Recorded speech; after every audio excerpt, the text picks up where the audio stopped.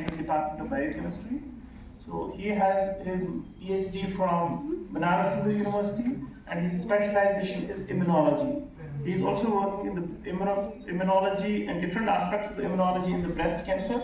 I hope which the data which suggested that immunotherapies, immunoregulation, immunomodulation, he's working on that. He has got many awards to his credit. One among them is the DST Inspire faculty that award. And then he was the head of the task force from the All Institute of Medical Sciences during the COVID-19 pandemic. So his contributions are immense, and he has published immensely. You can see from his profile on the ResearchGate or Google Scholar, you will see how much regularly he is publishing. So we thank him for sparing the time and coming.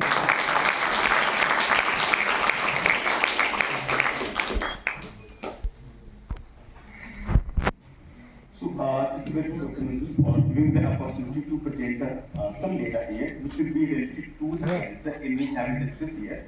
Breast cancer and hereditary cancer basically, and leukemia.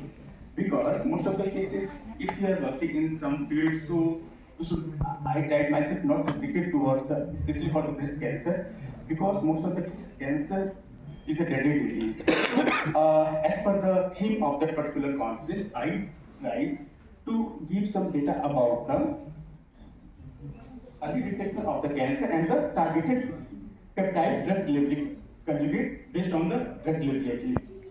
First, one thesis work I started in COVID actually. One MD thesis Dr. Merlin was my student at that time, and I started to develop some idea about, you know, that most of the cases what is going on. What is going on actually, if we divided cancer into different stages basically, early, late and mid.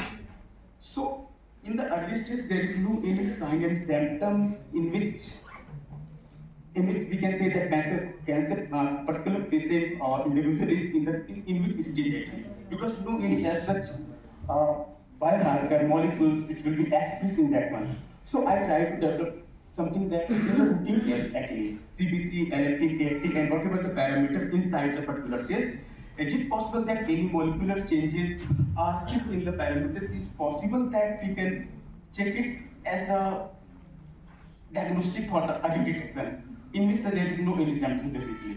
So that particular thesis I designed, and that thesis was completed in 2022 basically. So basically in the routine way actually, is it pointed here? Point. So some mammograms, ultrasound, and the invasive analysis and the invasive core and biopsy we are doing for the screening procedures. But what about the screening in there is no any symptoms basically? I think you know that some here very familiar cases you can see here. All are cancer survivors, but the major chunk is all the cancer they are detected in the stage 2 to 3, not in the stage 1. Why? Because as such there is no any sign and symptom in the any patient in the cancer of the early stage basically. So our data is shown here.